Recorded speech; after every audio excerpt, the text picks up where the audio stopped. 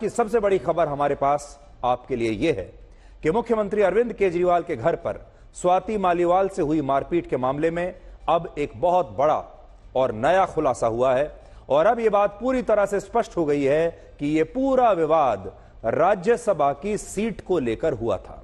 आज स्वाति मालीवाल ने इस घटना के बाद अपना पहला इंटरव्यू दिया है और इस इंटरव्यू में जब उनसे पूछा गया कि क्या आम आदमी पार्टी उन पर कांग्रेस पार्टी के नेता और मशहूर वकील अभिषेक मनु सिंघवी के लिए राज्यसभा की सीट को छोड़ने का दबाव बना रही थी, इस पर स्वाति मालीवाल ने कहा कि वो पार्टी के लिए अपनी जान भी दे सकती थी अगर प्यार से मांगी जाती तो, लेकिन जिस तरह से उनके साथ मारपीट की गई उसके बाद अब वो किसी भी सूरत में अपनी राज्यसभा की सदस्यता से इस्तीफा बिल्कुल नहीं देंगी। तो उस घटना के बाद स्वाति मालीवाल का पहला इंटरव्यू सामने आया है और उस इंटरव्यू में क्या क्या उन्होंने कहा है, आज आपको पूरी कहानी स्वाति मालीवाल की जुबानी सुनने को मिलेगी। देखिए, अगर मेरी राज्यसभा की सीट उनको वापस चाहिए थी, अगर वो प्यार से मांगते तो मैं जान दे देती। एमपी तो बहुत छोटी बात है और मेरा अगर आप पूरा करियर देखेंगे तो मैंने कभी भी कोई भी पद की लालसा नहीं दिखाई अपनी जिंदगी में। मेरे को एमपी शिप की कोई लालसा नहीं है। ये मुझे प्यार से बोलते तो मैं हर हाल में रिजाइन कर देती, मुझे कोई समस्या नहीं है। मुझे नहीं लगता कि कोई पद में मैं बंधी हूँ। मेरे को लगता है कि मैंने बहुत काम किया है और मैं काम बिना पद के भी कर सकती हूँ।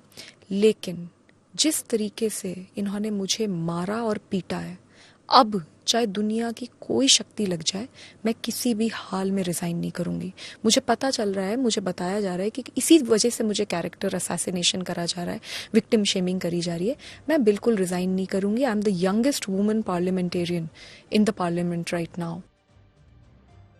तो देखिए, ये पहली बार स्वाति मालीवाल ने पूरे देश को बताया है कि यह पूरा विवाद आखिर क्यों हुआ था और यह पूरा विवाद इसलिए हुआ है उनके मुताबिक कि अरविंद केजरीवाल ये चाहते थे कि वो राज्यसभा की अपनी सीट से इस्तीफा दे दें और अभिषेक मनु सिंघवी के लिए इस जगह को खाली कर दें।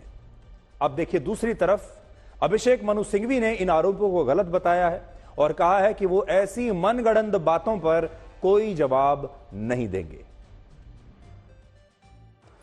केजरीवाल जी ने कहा है, स्वाति माल जी ने कहा है, राघव चड्ढा जी ने कहा है, किसी ने कहा है तो पूछ लीजिए उनसे, मैं इस पर क्यों जवाब दूं? स्वाति मालीवाल ने दिल्ली पुलिस को दिए अपने बयान में भी यही कहा था कि जब मुख्यमंत्री अरविंद केजरीवाल के पीए विभव कुमार ने उनके साथ मारपीट की, तब वो लगातार यही कह रहा था कि स्वाति मालीवाल पार्टी को ना कैसे कह सकती हैं और यहां ना का मतलब यही था कि स्वाति मालीवाल उस समय अपनी राज्यसभा की सदस्यता से इस्तीफा देने के लिए तैयार नहीं थी, जिसकी वजह से ये पूरा विवाद हुआ, ये पूरा घटनाक्रम हुआ। और इस घटनाक्रम से अभिषेक मनु सिंघवी का कनेक्शन कुछ इस तरह से बनता है कि वो इस साल हिमाचल प्रदेश में हुए राज्यसभा के चुनाव में हार गए थे। कांग्रेस पार्टी ने उन्हें टिकट दिया था, राज्यसभा के मैदान में उतारा था, लेकिन तब वो हार गए थे। ये बड़ा निराशा का दिन था उनके लिए और तभी से वो राज्यसभा में जाने की लगातार कोशिश कर रहे थे। और क्योंकि सुप्रीम कोर्ट में अरविंद केजरीवाल का केस उन्होंने ही लड़ा और उन्हें चुनाव के लिए उन्होंने 1 जून तक की अंतरिम जमानत भी दिलवा दी, इसलिए हो सकता है कि आम आदमी पार्टी ने उनके लिए स्वाति मालीवाल से राज्यसभा की सीट छोड़ने के लिए कहा हो।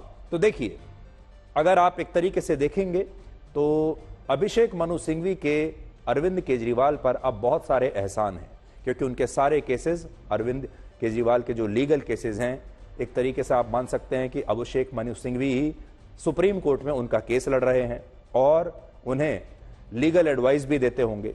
इसलिए हो सकता है कि उन्हें लगता हो, 2 बातें हो सकती हैं। एक कि कोई डील हुई हो केजरीवाल और अभिषेक मनु सिंघवी के बीच और उस डील के तहत अभिषेक मनु सिंघवी ने उन्हें जमानत दिलवा दी, जो कि किसी चमत्कार से कम नहीं था, और अब अपना वादा पूरा करने की बारी अरविंद केजरीवाल की थी। दूसरा यह भी हो सकता है कि केजरीवाल खुद उनके एहसानों के नीचे दबे हुए हों और उन्हें ऑब्लाइज करना चाहते हों और उन्हें लगता हो कि एक अच्छा मौका है जब अभिषेक मनु सिंघवी जैसे एक बहुत शानदार वकील को, जिनका दिमाग पूरे जो लीगल कानूनी दुनिया है सब उनका लोहा मानते हैं, ऐसे व्यक्ति को अपनी पार्टी से राज्यसभा सीट देने का, राज्यसभा में लाने का केजरीवाल को आगे चलकर भी बहुत फायदा होगा।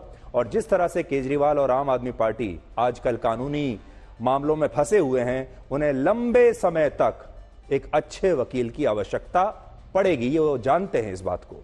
और अभिषेक मनु सिंघवी से अच्छा वकील उन्हें और कहां मिलेगा।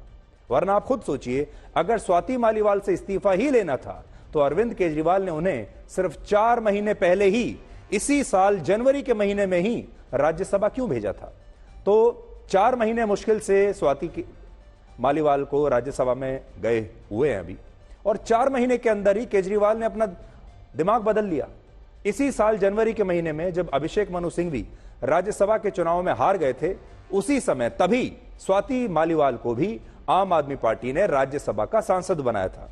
लेकिन आज सिर्फ 4 महीने के बाद उनसे इस्तीफा मांग रही है पार्टी, और इसकी वजह शायद अभिषेक मनु सिंघवी हैं, जो वर्ष 2006 से 2024 के बीच 18 वर्षों से लगातार राज्यसभा के सांसद रहे हैं, और जनवरी में वो पहली बार हार गए। और ये शायद उनके जीवन में लंबे समय के बाद ऐसा वक्त आया है जब वो संसद के सदस्य नहीं है। इस बार हिमाचल प्रदेश में हार मिलने से अभिषेक मनु सिंघवी की राज्यसभा की सदस्यता चली गई, और यह संभव है कि उन्होंने अरविंद केजरीवाल को अंतरिम जमानत दिलाने के बाद उनसे फीस के बदले में राज्यसभा की सीट मांग ली हो, जिसके लिए बाद में यह सारा विवाद हुआ हो। हालांकि अभिषेक मनु सिंघवी इस पूरे मामले पर क्या कहते हैं, उनका पक्ष भी हमने आपको दिखा दिया है। अब यह बात या तो अभिषेक मनु सिंघवी जानते हैं या अरविंद केजरीवाल जानते हैं कि बंद कमरे में उनकी आपस में क्या बातचीत हुई। आज स्वाति मालीवाल ने यह भी बताया कि 13 मई को उन्हें मुख्यमंत्री आवास पर बुरी तरह से पीटा गया। कैसे पीटा गया आज उन्होंने खुद बताया है। और जिस समय यह घटना हुई, अरविंद केजरीवाल अपने घर पर मौजूद थे और उन्हें पता था कि वो यानी स्वाति उनसे मिलने के लिए उनके ड्राइंग रूम में इंतजार कर रही हैं। और यह सब कुछ आज स्वाति मालीवाल ने खुद देश के सामने आकर बताया है। मैं 13 मई को सुबह 9 बजे के करीब अरविंद केजरीवाल जी से मिलने उनके आवास पे गई थी। मुझे वहाँ पे स्टाफ ने ड्राइंग रूम में बिठवाया और बताया कि अरविंद जी घर पे हैं और वो मुझसे मिलने आ रहे हैं। और मैं वहाँ बैठी हुई थी, आराम से ही बैठी हुई थी। इतने में विभव कुमार जो कि उनके पीएस थे, वो वहाँ पे धनधनाते हुए आते हैं।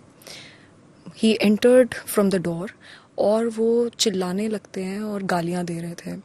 और उन्होंने मुझे बोला कि तेरी औकात क्या है, तेरी हिम्मत कैसे हुई हमें मना कर दे, तेरे को तो हम सबक सिखाएंगे, नीच औरत, पता नहीं क्या क्या बोल रहे थे वो। और उस समय मैं बहुत सकपका गई और मैंने उनको बोला भी कि भाई क्या हो गया, मतलब अरविंद जी आ रहे हैं, क्या हो क्या गया। तो इतना मैंने बोला और इतने में ही उन्होंने हाथ छोड़ दिया। उन्होंने मुझे 7-8 थप्पड़ पूरी जोर से मारे। मैं सोफे पे बैठी थी, वो सामने खड़े थे और वो मारे ही जा रहे थे। मुझे बिल्कुल समझ नहीं आया कि क्या हुआ। इतने में मैंने अपने आप को बचाने के लिए अपने पैर से उनको पुश करने की कोशिश करी। तो जब मैंने उन्हें पुश करने की कोशिश करी तो उन्होंने मेरा पैर पकड़ लिया और मुझे नीचे घसीट दिया। उसमें मेरा सर भी जो वो सेंटर टेबल है उस पे जाके टकराया। मैं नीचे गिरी और फिर उन्होंने मुझे लातों से मारना शुरू किया और मैं चीखती रही, चिल्लाती रही, मैं मदद मांगती रही। और मैंने उन्हें इतनी बार बोला कि मेरे पीरियड्स चल रहे हैं, मुझे छोड़ दो, मुझे बहुत दर्द हो रहा है। उसके बावजूद वो आदमी नहीं माना। और जब इतना ज़्यादा मुझे वो पीट चुके थे, उसके बाद मैंने किसी तरीके से अपने आप को छुड़ाया और मैं वापस सोफे पे जाके बैठी। और मैं बहुत एजिटेटेड थी, तो मैंने तुरंत 112 नंबर पे कॉल करी। मैंने पुलिस को क्राइम रिपोर्ट करा। जब मैं कॉल कर रही थी तो उसने मुझे देखा और उसने मुझे बोला कि तुम कुछ कर लो, हमारा कुछ नहीं बिगाड़ सकती और तुमको तो मार के गड़वा देंगे, हड्डी पसली एक कर देंगे। पर मैंने उसकी सुनी नहीं और मैंने कॉल कर दिया।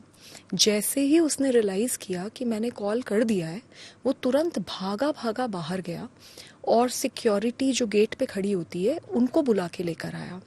जब सिक्योरिटी अंदर आई तो मैंने उन्हें बताया, मैं मतलब बहुत ज़्यादा एजिटेटेड थी और मैं उन्हें चीख चीख के बता रही थी कि मेरे साथ क्या हुआ। मेरे को समझाना शुरू करा कि नहीं आप बाहर निकलिए।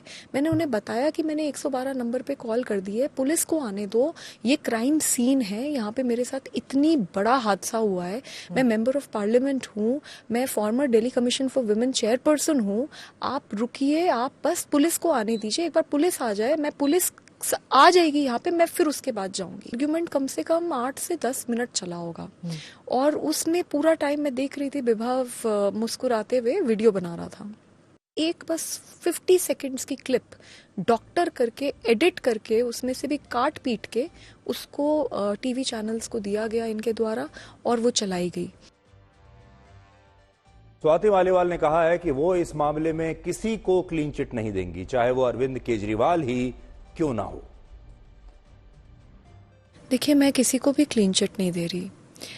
सच्चाई तो ये है कि मेरे को अरविंद केजरीवाल जी के ड्राइंग रूम में बहुत बुरी तरीके से लातों और घूंसों और थप्पड़ों से मारा गया और ये बात एमएलसी में भी निकल कर आई है।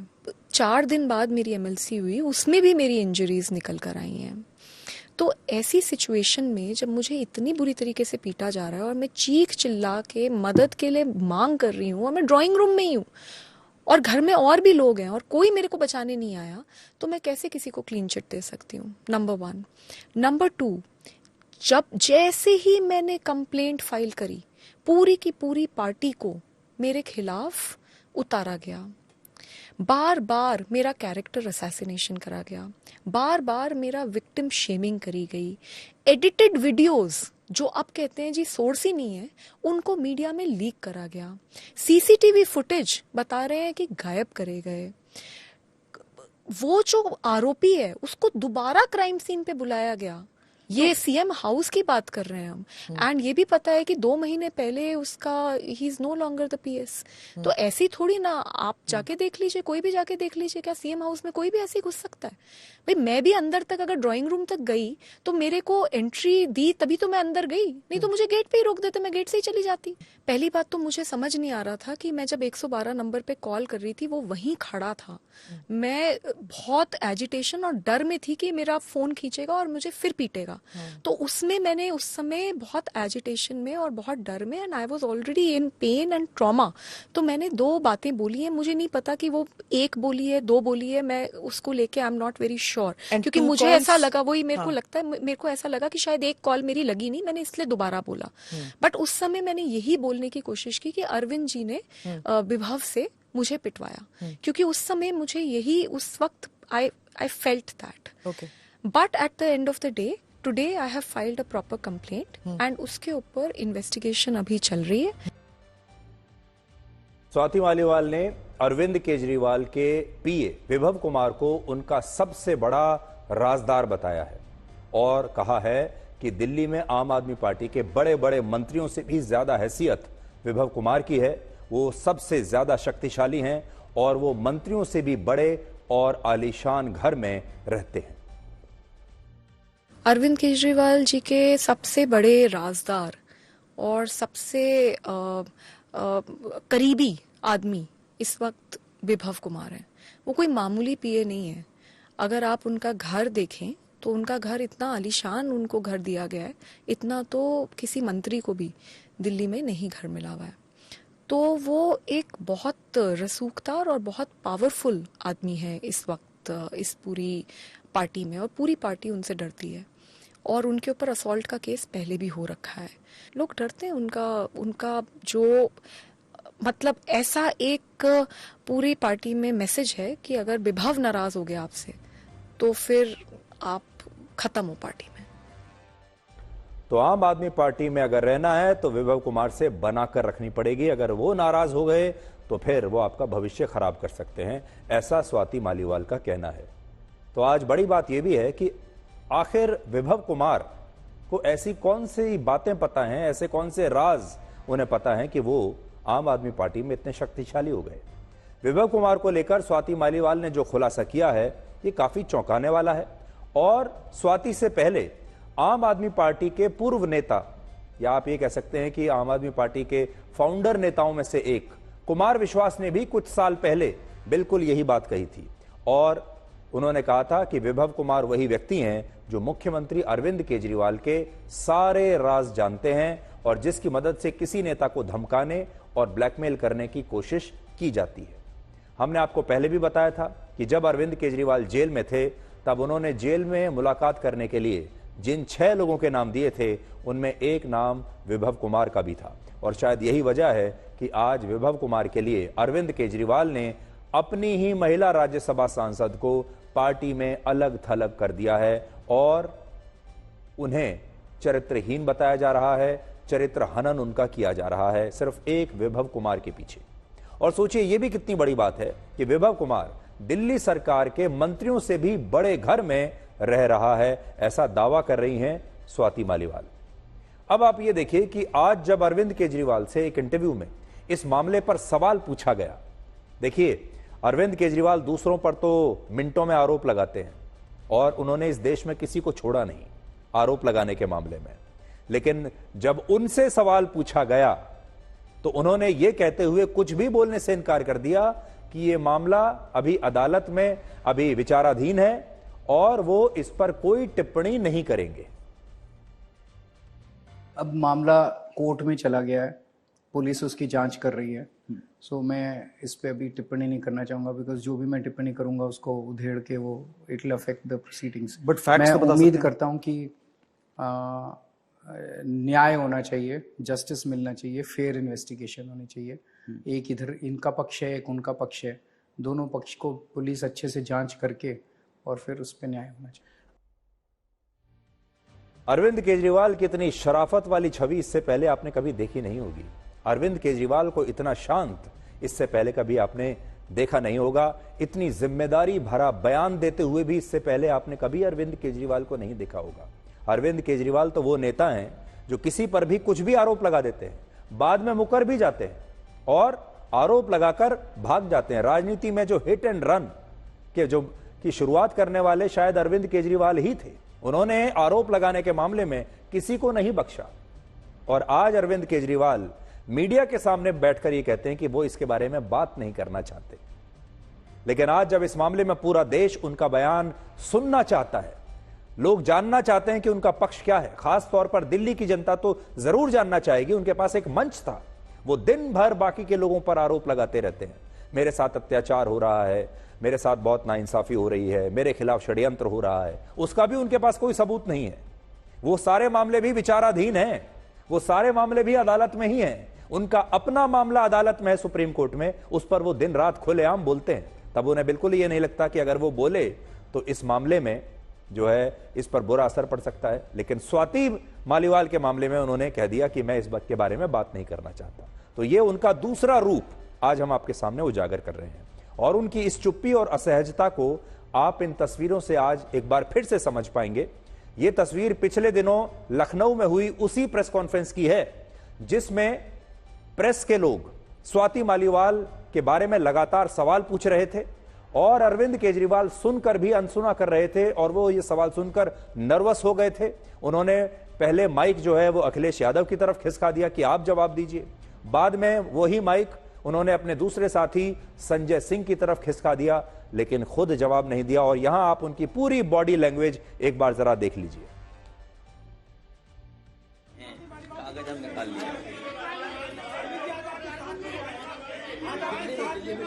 भाजपाई किसी के सगे नहीं है।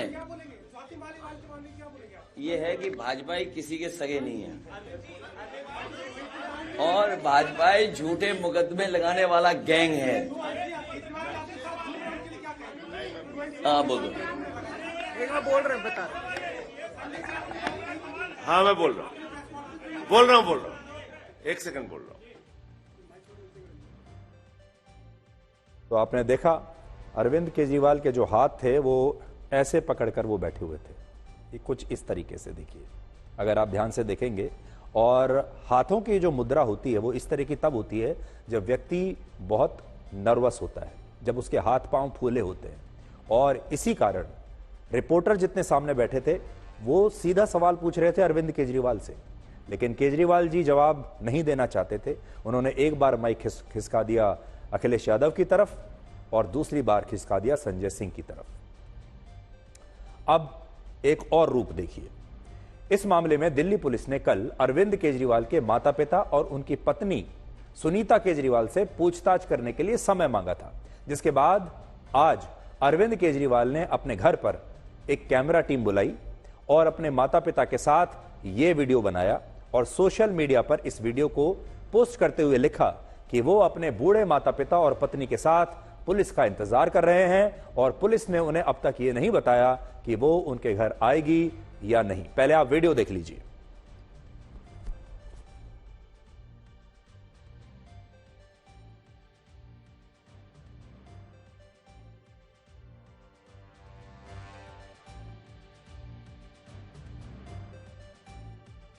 सोचिए, जब इस घटना पर अरविंद केजरीवाल से सवाल पूछा जाता है तो ये कहते हुए टिप्पणी करने से इनकार करते हैं कि यह मामला अभी विचाराधीन है, लेकिन इसी मामले में दिल्ली पुलिस की जांच के खिलाफ वो इस तरह से अपने घर पर अपने बूढ़े माता पिता के साथ ये वीडियो शूट करवाते हैं और फिर उसे सोशल मीडिया पर डाल देते हैं। ये वही अरविंद केजरीवाल हैं जो प्रधानमंत्री मोदी की उनके मां के साथ तस्वीरों पर राजनीति किया करते थे और इन तस्वीरों को प्रधानमंत्री मोदी का मीडिया मैनेजमेंट बताया करते थे। आपको याद होगा जब प्रधानमंत्री मोदी अपने मां के घर जाया करते थे उनसे मिलने के लिए, जैसे वर्ष 2017 में जब प्रधानमंत्री मोदी अपनी मां से मिलने के लिए गुजरात गए, तब यही अरविंद केजरीवाल कहते थे कि वो भी अपनी मां के साथ ही रहते हैं लेकिन इसका ढिंडोरा नहीं पीटते। लेकिन प्रधानमंत्री मोदी राजनीति के लिए अपनी मां को भी बैंक की लाइन में लगवा देते हैं। यह ट्वीट एक बार जरा पढ़ लीजिए आप। खास तौर पर आज हमने पुराना ट्वीट निकाला है अरविंद केजरीवाल का। वो क्या लिखते हैं देखिए। मैं अपने माता पिता और पत्नी के साथ पुलिस का इंतजार कर रहा हूं। कल पुलिस ने फोन करके मेरे माता पिता से पूछताछ के लिए समय मांगा था। यह उनका आज का ट्वीट है। लेकिन जब प्रधानमंत्री मोदी जाया करते थे अपनी मां से मिलने के लिए तो अरविंद केजरीवाल कहते थे कि प्रधानमंत्री मोदी अपनी राजनीति चमकाने के लिए अपनी मां का इस्तेमाल कर रहे हैं और वो मीडिया मैनेजमेंट कर रहे हैं। इसी ट्वीट की मैं बात कर रहा था जो अभी आपके सामने है, देखिए। तब क्या लिखते थे केजरीवाल जी, मैं अपनी मां के साथ रहता हूं, रोज उनका आशीर्वाद लेता हूं, लेकिन ढिंडोरा नहीं पीटता। मैं मां को राजनीति के लिए बैंक की लाइन में नहीं लगाता।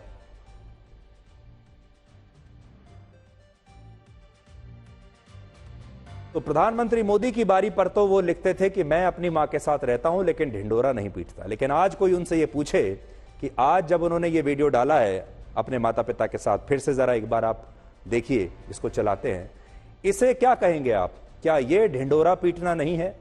क्या ये अपने माता पिता का इस्तेमाल करना नहीं है अपनी राजनीति के लिए? और क्या आप ये नहीं कहेंगे कि इस पूरे मामले में वो क्यों अपने बूढ़े माता पिता को घसीटना चाहते हैं? लेकिन वो ऐसा कर रहे। और बात सिर्फ इतनी सी थी कि क्योंकि जिस समय यह घटना हुई स्वाति मालीवाल के बारे में, उस समय अरविंद केजरीवाल घर पर थे, उनके माता पिता घर पर थे, उनकी पत्नी घर पर थी। और स्वाति मालीवाल ने अपने बयान में यह कहा है कि जब वो गई अरविंद केजरीवाल के घर पर तो वो अरविंद केजरीवाल के माता पिता से मिली, उन्होंने अरविंद केजरीवाल के माता पिता को विश किया। तो इसी बारे में दिल्ली पुलिस पूछताछ करना चाहती है कि क्या अरविंद केजरीवाल के माता पिता ने भी इस मारपीट को देखा था? क्या उन्होंने कुछ देखा या सुना?